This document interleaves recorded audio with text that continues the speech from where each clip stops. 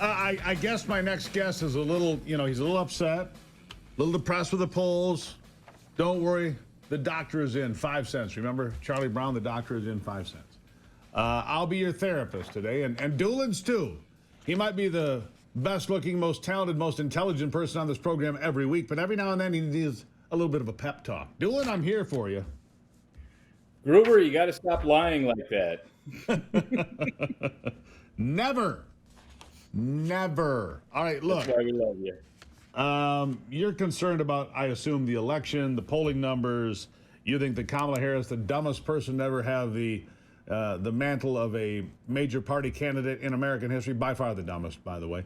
You think that's a concern to you? Of course it is. And what's really of concern is the idea that she might have a number of people who are even dumber who might vote for her. Right. Yeah. Here's the good news. I've been sharing the good news, and I want you to hear this, because Gallup released some polling here this week, and I don't think everybody saw this, and they should. And for the first time in my life, the number one question, the number one indicator of who will win an election is this: how do you identify? What's your party affiliation identification? How do you identify? For the first time in my lifetime, Republicans win. I've never seen it before, Dulan. Those that identify as Republican, 48%. Those that identify as Democrat, 45%. Never in my life. And Gallup is really good at this. If you go back to 2008, they said it was Democrats +8. Barack Obama won by 7.9%. More recently, in 2016, they said Democrats +3. Hillary Clinton got 2.1% advantage in the popular vote. If this is true, even if it's 2% or 1%, and Republicans have an advantage, it's Katie bar the door, because Trump wins by a mile. It's not even close. So there's some uplifting news for you, Dulan. It really is. That is some uplifting news. There's some depressing stuff in there if you're a pessimist. If you want to be Eeyore the donkey, the idea that party affiliation is the determining factor. It probably has George Washington rolling over in his grave, because he warned us against the F word, which is faction, right? Warned us against faction. And what we've come to now, 200 plus years later, is that's what matters. That's where we're at, is which faction do you choose? Party above all, that kind of thing. I mean, that part really is upsetting and concerning to those of us who know why Washington warned us against faction. But in terms of maybe saving the republic and saving the last functioning institution at the federal level, which is the Supreme Court, that is good news. So thanks. Yeah. As much as Eeyore can feel better, I feel better. Well, it's gonna be a long day. There's my Eeyore impression. So, look, here's the thing. I agree with you. It's the Supreme Court or nothing, and I have to go all in on Montana.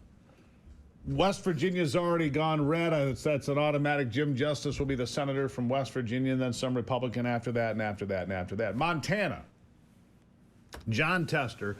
And I went to college in Montana, lived in Montana. Him being the senator makes no sense at all.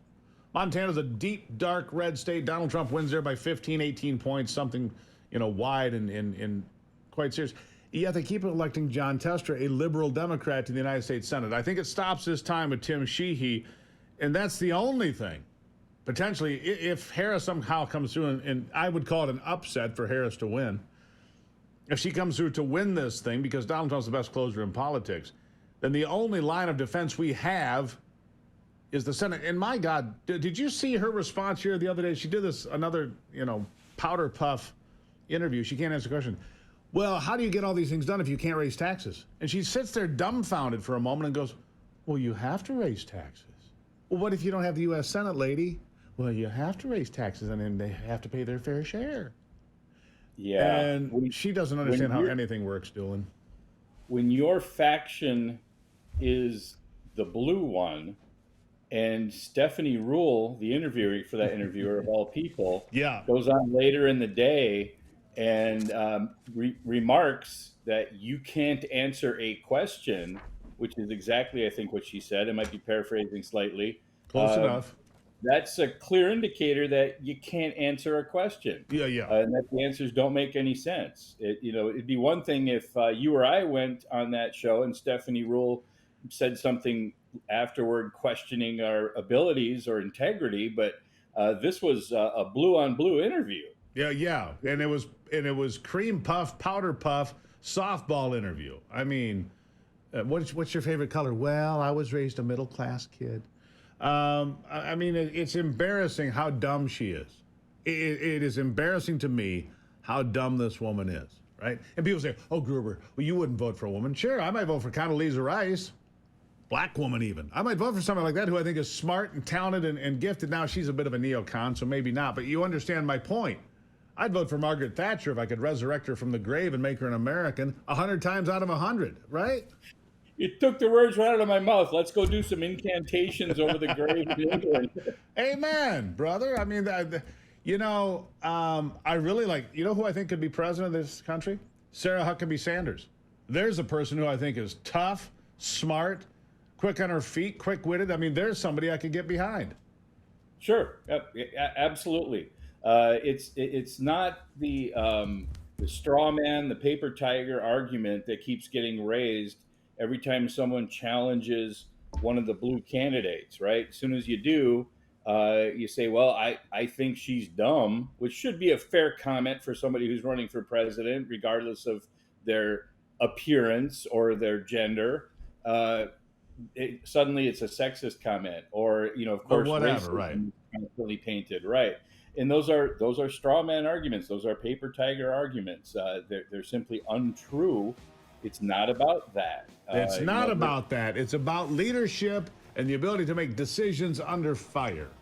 And I have no issue whatsoever voting for a woman to run this country, just not this one. Dulan, I got to run. God bless you. And glad you got up early. I'd like something warm tomorrow. If you could have that delivered, I'd really appreciate that. Thanks, Dulan. See ya. Have a good weekend. All right, yeah, I had to get up early to feed the child. Daddy, I want something warm. Well, okay, I'll get up. It's the middle of the night, whatever. I'll be right back.